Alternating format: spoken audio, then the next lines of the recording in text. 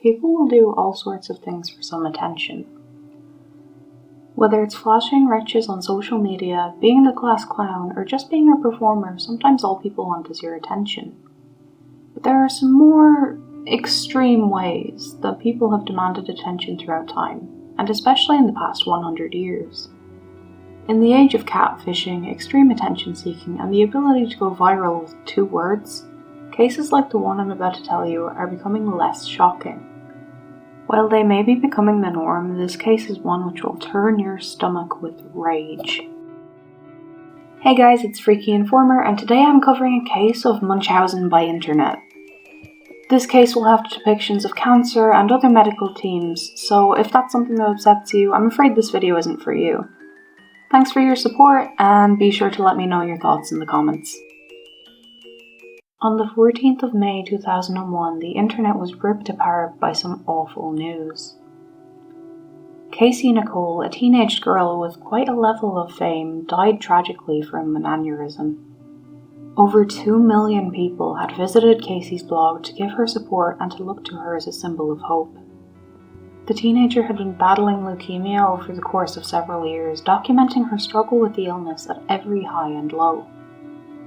News of her sudden death hit many of her longtime supporters, and especially one of her closest internet friends. Randall van der Woning was devastated.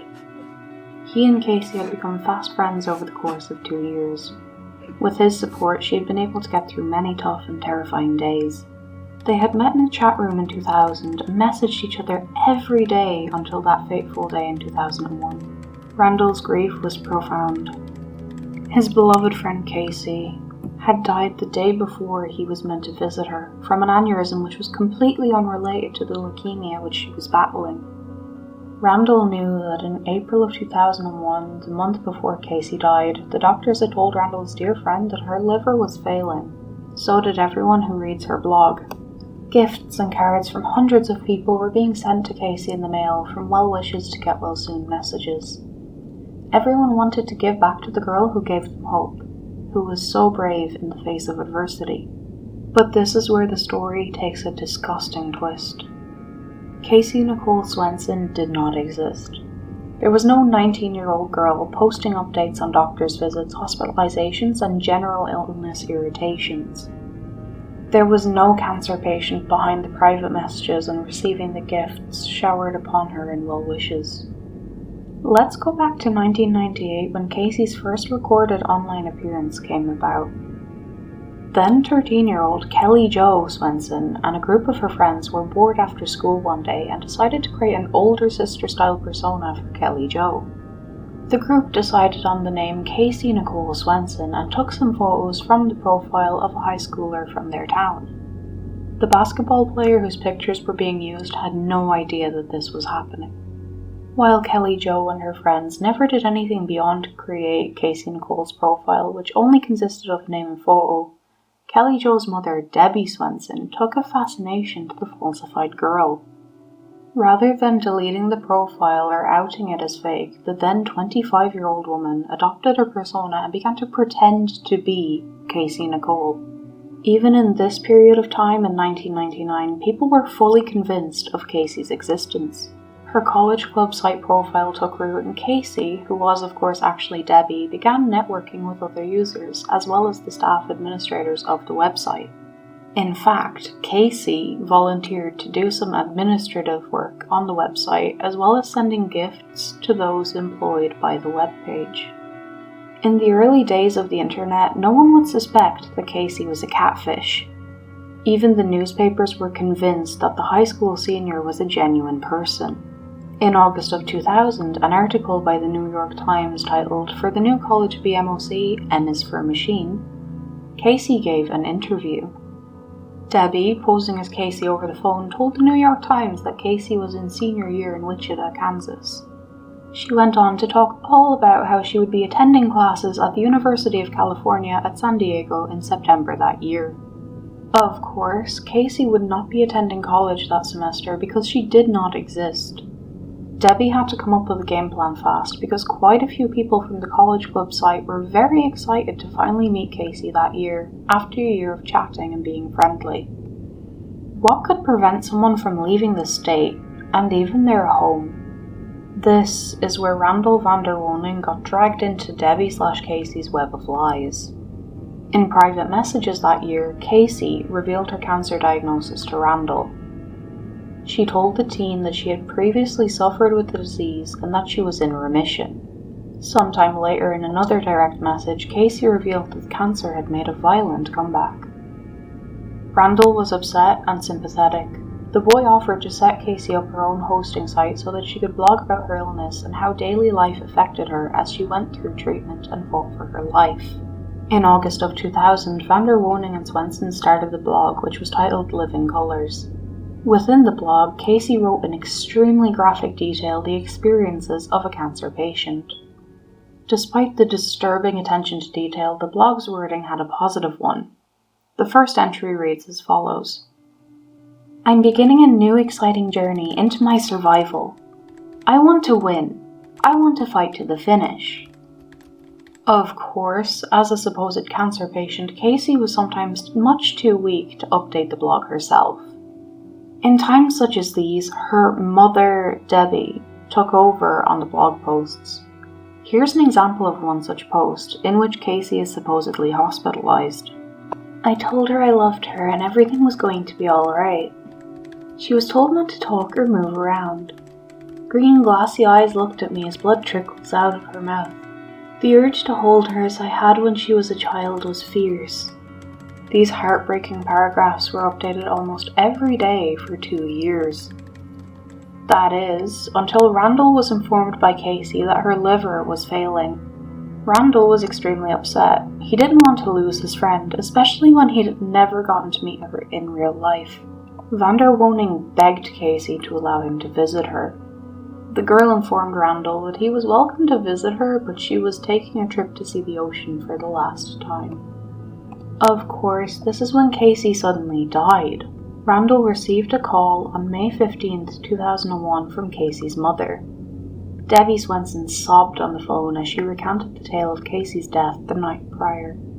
According to Swenson, Kaycee Nicole had died of a brain aneurysm. This would be one of many discrepancies and inconsistencies in the case of Kaycee Nicole. Shortly after Debbie's phone call to Randall, the following was posted to the Living Colors blog. "Thank you for the love, the joy, the laughter, and the tears. We shall love you always and forever. Kaycee Nicole passed away May 14, 2001 at the age of 19. This is where suspicions began to arise in forums online. For 2 years, millions had been absorbed by Kaycee's words in her blog posts, but quite a few had noticed oddities in Kaycee's story, especially as details arose after the 19-year-old's sudden death. Now, I'm going to go through some of the discrepancies and timeline which pointed towards fakery, before going into Debbie's motivations for fabricating Kaycee Nicole. The first suspicious event I'm going to broach is the immediate events after Kaycee's announced death. When Debbie phoned Randall on the 15th of May 2001, the day after Kaycee supposedly died, the woman informed Randall that Kaycee had died of an aneurysm. How would she have known this in less than 24 hours? The results of an autopsy often take between 24 hours and 6 weeks to come back. If Kaycee died later in the evening, how would Debbie have known that it was an aneurysm in much less than 24 hours? What's even more critical is Debbie's claims of the following day, the 16th of May.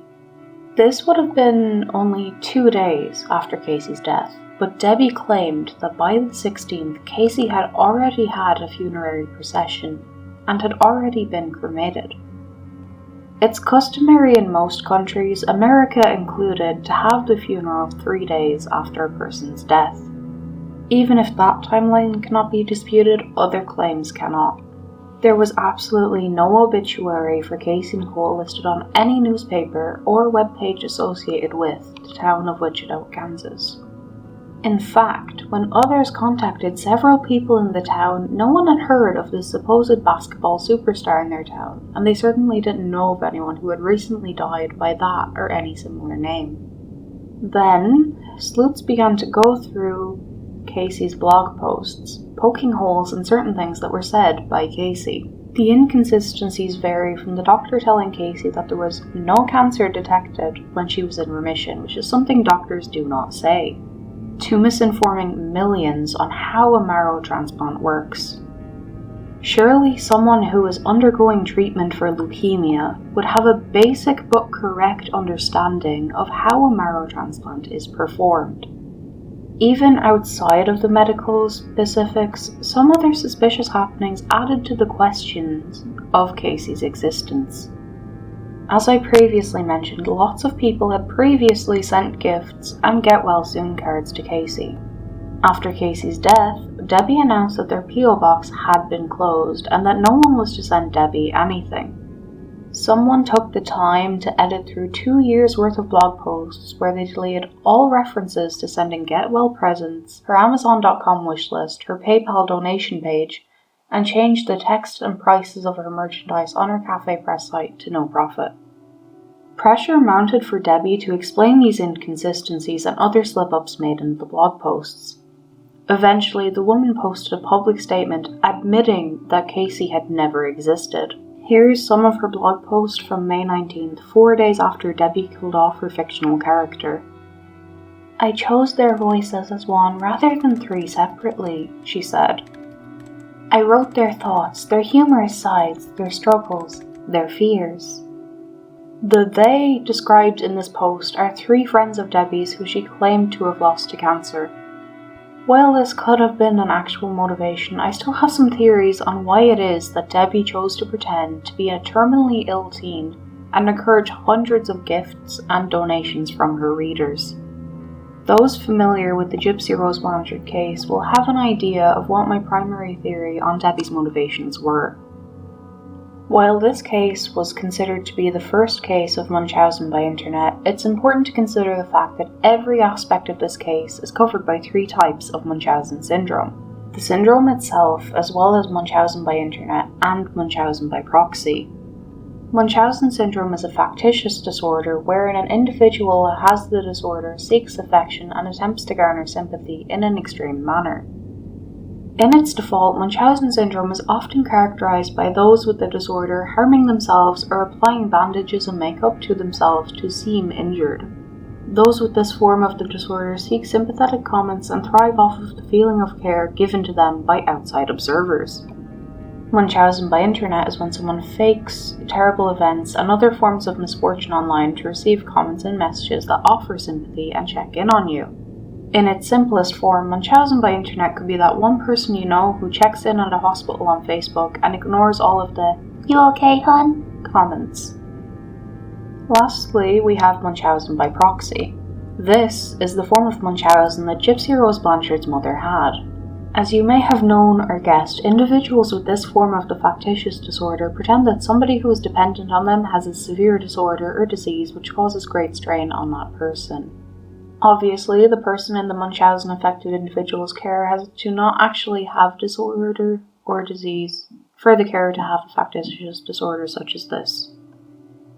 Debbie certainly garnered a lot of sympathy online, for Kaycee and for her.